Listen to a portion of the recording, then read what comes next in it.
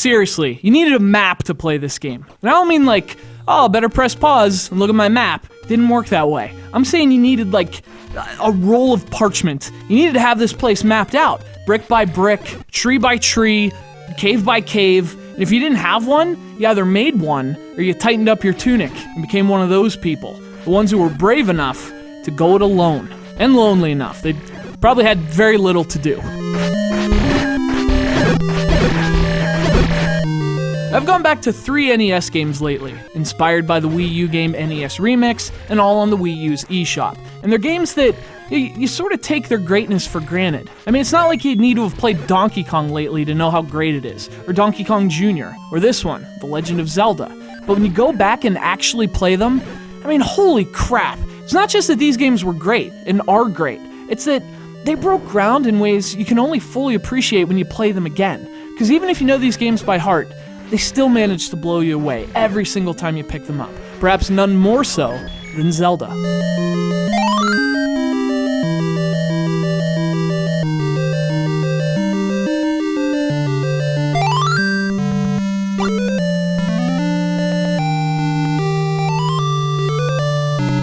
The Legend of Zelda was released almost 30 years ago. And in video game years, that's an eternity. There aren't many games approaching their 30s that, in terms of size and design, can actually still impress you. Video games have come a long way since 1987, and yet this one feels as adventurous and creative and relevant as it ever has. It's not that Zelda was a masterpiece, it's still a masterpiece, and its world is still a place where, screen by screen, you can just get lost.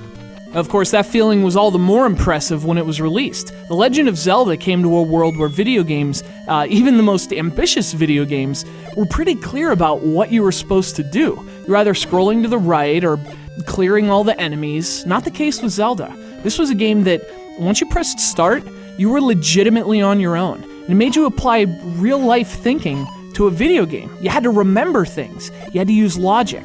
When you faced a problem in Hyrule, chances were you could solve it the same way you would on Earth. Room's dark, hey, what about that candle I found? You know, I bet I could use it to burn down bushes, too.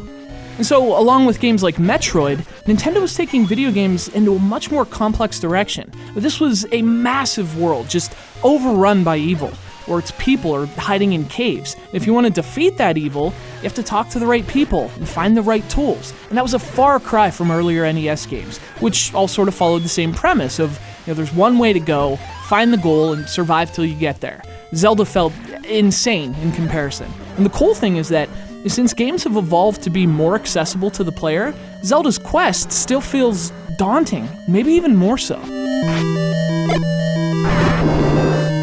So it's the size, it's that groundbreaking design. There are a lot of reasons Zelda feels like such an epic adventure. And of course, one of those reasons is the presentation. Hyrule actually has topography, which is ridiculous. There are coastal shores, grasslands, mountains, deserts, each with their own enemies and characteristics. And then of course there's the music.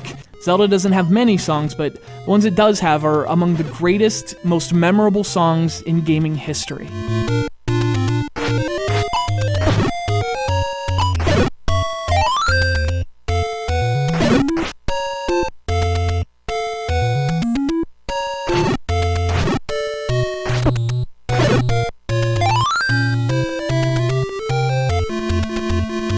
There have been a lot of Zelda games since this one, and obviously they've done a lot to refine the formula. But that's a thing, that formula, you can see it here. And when you come back to the original, you realize that today's Zelda games aren't that far removed from this one. The graphics are prettier, the worlds are bigger, the gameplay's better, but the adventure, that's one flame that burns as bright as ever in The Legend of Zelda.